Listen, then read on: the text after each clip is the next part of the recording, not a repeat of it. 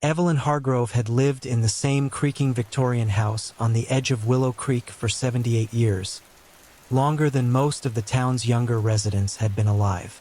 The place had once belonged to her grandparents, then her parents, and now it belonged to her alone. Her husband, Arthur, had passed quietly in his sleep 15 years earlier, leaving behind nothing but the faint scent of his pipe tobacco that still lingered in the study on damp mornings. Their two children, Margaret and Thomas, had long since fled to distant cities. Margaret to Chicago for a corporate job she never described in detail, Thomas to Los Angeles where he wrote screenplays that never quite sold. They called on birthdays and sent perfunctory cards at Christmas, but the house had become Evelyn's world, a silent kingdom of faded wallpaper, ticking clocks, and memories that grew heavier with every passing season. She moved slowly these days, her once straight spine curved like a question mark from decades of bending over garden beds and library ledgers. Her silver hair was pinned back in the same neat bun she had worn since her 20s, though now a few stray wisps escaped like whispers she could never quite catch. Arthritis knotted her fingers, making it painful to hold a teacup for long, yet she refused the walker her doctor had suggested. "I'm not an invalid," she would mutter to the empty rooms, her voice thin but firm. "I'm simply enduring." Each morning began the same way. Evelyn rose at 5:30, before the sun had fully claimed the sky, and shuffled to the kitchen in her threadbare slippers. She boiled water in the old copper kettle that had survived 3 generations, measured exactly 2 teaspoons of loose-leaf Earl Grey into the chipped porcelain pot, and carried the tray to the sunroom that overlooked the overgrown garden. There she sat in the wicker chair whose cushions had flattened to the shape of her body, watching the mist rise from the willow trees that bordered the property. The willows had always been her favorites, graceful, mourning trees that seemed to bow in sympathy. But lately even they felt different. Their branches hung lower, as if straining to listen. It was on a Tuesday in late October when the first whisper arrived. Evelyn had been pruning the dead roses along the back fence, her shears clicking rhythmically, when she heard it. A soft, rustling sound, like dry leaves scraping across floorboards, though she stood on damp earth. She paused, tilting her head. The wind was still. The birds had gone silent. Then it came again, clearer this time. A woman's voice, faint and pleading, carried on no breeze at all. "Help me!" Evelyn's heart stuttered. She turned slowly, scanning the empty garden. Nothing moved except the faint sway of the willows. She told herself it was the wind after all, or perhaps her hearing aids playing tricks, the ones she hated wearing and often left on the nightstand. She finished pruning, wiped her hands on her apron, and went inside to make lunch.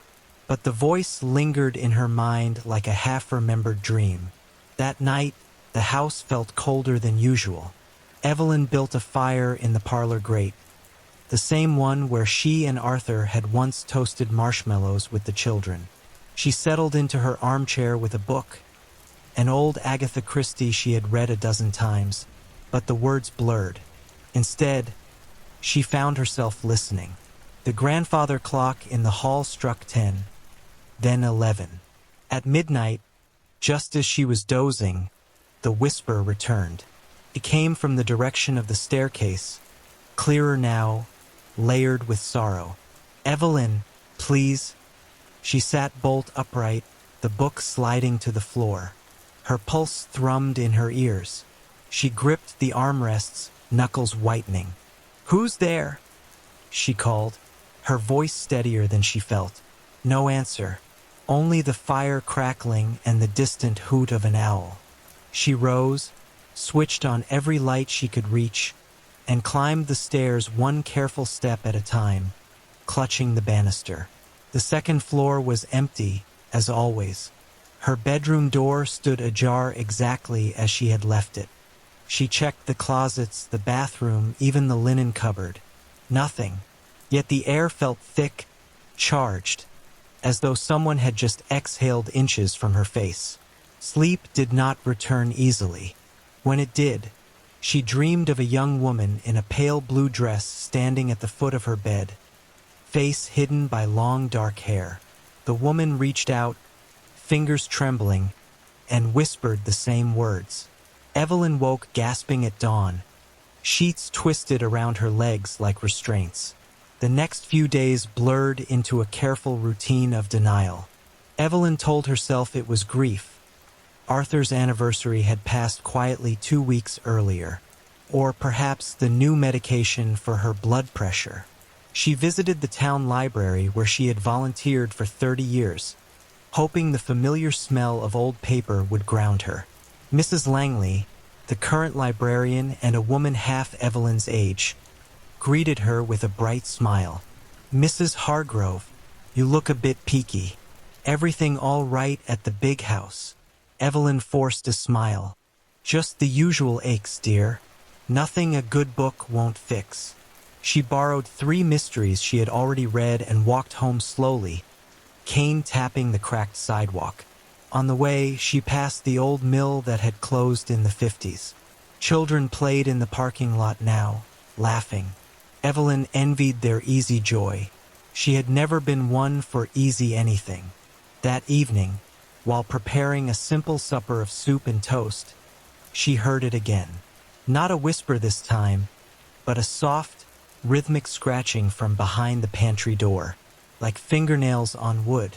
She froze, spoon halfway to her mouth. The scratching stopped when she approached, then resumed the moment she turned away. Heart pounding, she yanked the door open. The pantry was unchanged. Jars of preserves, bags of flour, the old root cellar steps descending into darkness. She had not been down there in years. The steps were steep, and her knees protested at the thought. Yet something pulled her forward. She fetched the flashlight from the drawer, its beam weak and yellow. The wooden stairs groaned under her weight as she descended, one hand on the rail, the other clutching the light. Cobwebs brushed her face like ghostly fingers. At the bottom, the cellar smelled of damp earth and something sharper. Old perfume, perhaps, or dried roses. Her light swept across dusty shelves, forgotten crates, and then stopped. In the far corner, half hidden behind a stack of broken flower pots, lay a small wooden box she had never seen before. It was carved with delicate roses and bound with a rusted latch. Evelyn's breath caught. She knelt, pain shooting through her hips, and pried it open with trembling fingers. Inside rested a silver locket on a thin chain, tarnished but unmistakable, and a folded piece of yellowed paper. The locket was hers. She had lost it 52 years ago, the night her best friend, Clara Whitmore, had disappeared. Evelyn's hands shook as she unfolded the paper. It was a letter, written in Clara's looping handwriting, dated July 17, 1972, the last day anyone had seen her alive. "Dearest Evelyn, if you are reading this, then I am gone and the truth has stayed buried too long. He found out about us, about the baby. I tried to run, but he followed. The willow grove by the creek, he dragged me there. I fought, but he was stronger. I heard the water rushing, then nothing. He made it look like I left town. Please find me. Tell the world what he did. His name is..." The letter ended there, torn raggedly as if snatched away mid-sentence. Evelyn stared at it, the cellar spinning around her. Clara had been 22, vibrant, full of plans to escape Willow Creek with Evelyn. They had dreamed of California, of teaching school together, of freedom from small-town expectations. Instead, Clara had vanished after a late-night argument with her fiancé, Evelyn's own brother, Reginald Hargrove. Reginald, the golden boy of the family, the war hero who had returned from Korea with medals and a smile that charmed everyone. He had courted Clara while Evelyn watched from the sidelines, heart breaking in silence. Evelyn had never told anyone about the pregnancy, about the desperate letters Clara had written her. And after the disappearance, Reginald had married someone else, had children, and died peacefully in his sleep at 81, buried with honors in the town cemetery.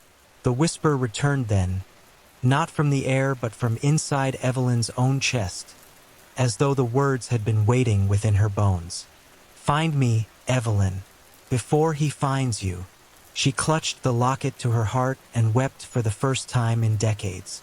The days that followed became a fevered unraveling. Evelyn could no longer pretend.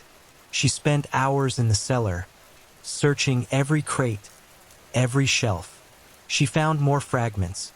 Clara's diary pages hidden inside old canning jars, a blood-stained handkerchief tucked behind the furnace, even a broken button from Reginald's favorite coat. Each discovery brought the whispers louder, clearer. Sometimes they were Clara's voice begging for justice. Sometimes they were Reginald's, cold and mocking, warning her to stop.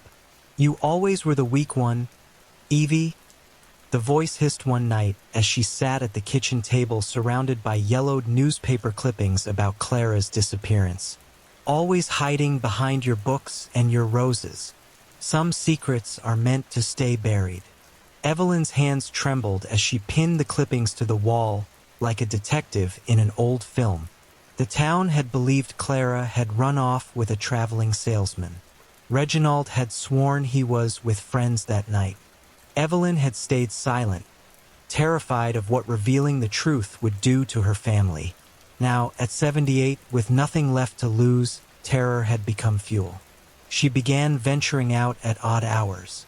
First to the public library archives, where she pored over microfilm until her eyes burned. Mrs. Langley noticed her pallor. "Mrs. Hargrove, you're here every day now. Looking for something specific?" Evelyn smiled thinly. "Just old friends, dear. Old ghosts." She visited the creek at dusk, the same willow grove where the letter hinted Clara had been taken. The trees loomed larger in the fading light, their branches like skeletal fingers reaching for the water. Evelyn knelt in the mud, ignoring the ruin of her stockings, and dug with a trowel she had brought in her canvas bag. The earth was soft, yielding.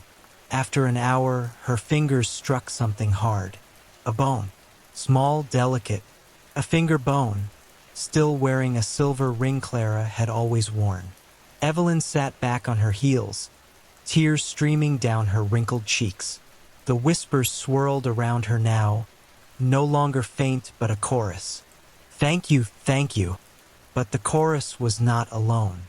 Beneath it ran a deeper, angrier rumble.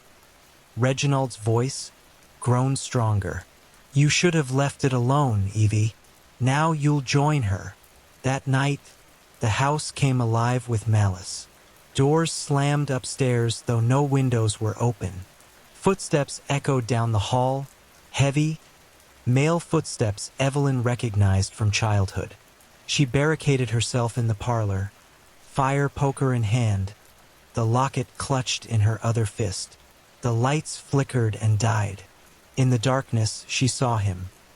Not the frail old man who had died years ago, but the strong 30-year-old Reginald of 1972, eyes gleaming with the same cruel certainty that had once made her cower. He stepped from the shadows near the fireplace, uniform crisp, medals glinting. "You always meddled, little sister. Always thought you were better than me." Evelyn's voice cracked but did not break. "You killed her. You killed your own child."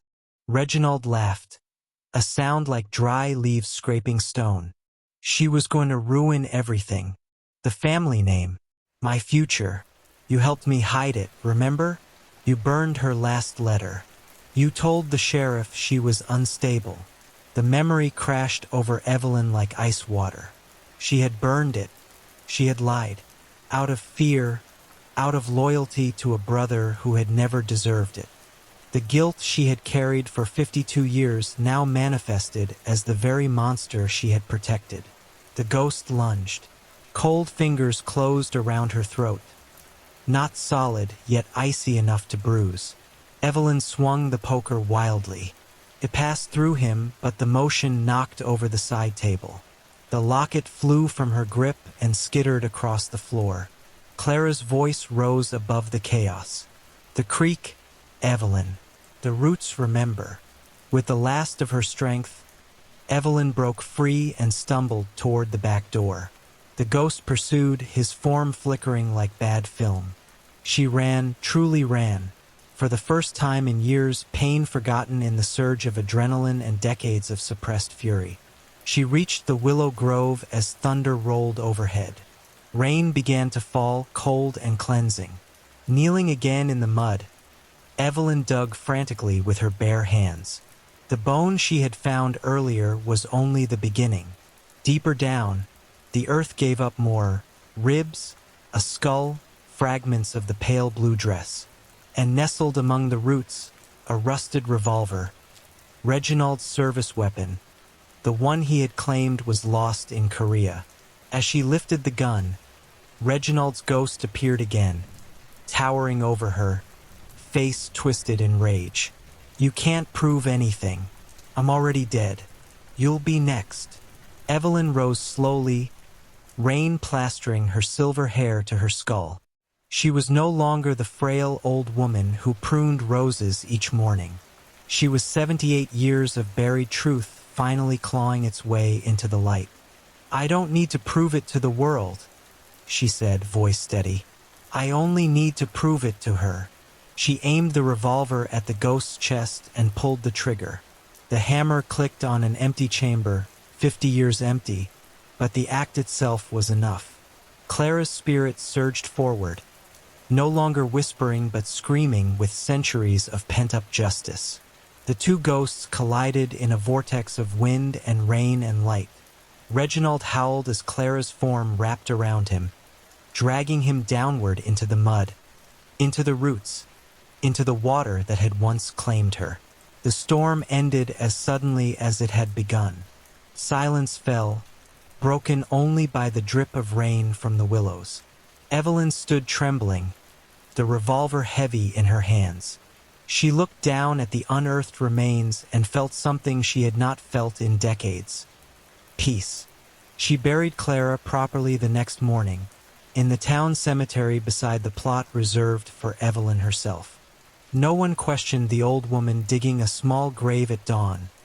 They simply assumed she was tending family plots as usual. She placed the locket around the neck of the skeleton before covering it with earth and wildflowers. Then she walked home, slower now, the weight of guilt finally lifted. The house felt different when she returned. Lighter. The whispers were gone, replaced by a gentle warmth that smelled faintly of roses and Earl Grey. Evelyn made herself a pot of tea, carried it to the sunroom, and sat in her wicker chair. The willows outside bowed not in mourning but in gratitude. She lived another 3 years after that night. Margaret and Thomas visited more often, puzzled by their mother's sudden serenity. She never told them the full story. Some truths, she decided, were meant for the dead and the very old. Instead, she spent her remaining days writing letters to the town newspaper, anonymous at first, then signed with her own name. She detailed the cold case of Clara Whitmore, providing just enough evidence to reopen the investigation. The town was shocked. Reginald's name was quietly removed from the war memorial. Evelyn smiled at the small justice. On the night she died, peacefully in her sleep, the house was quiet once more. Neighbors swore they saw 2 figures standing in the garden at dawn. A young woman in a pale blue dress and an old lady with silver hair, walking arm in arm toward the willow grove before fading into mist. Evelyn Hargrove had kept her promise at last. The end came not with fear but with the soft rustle of leaves, the gentle creak of an empty house settling, and the knowledge that some shadows, once faced, finally let you go.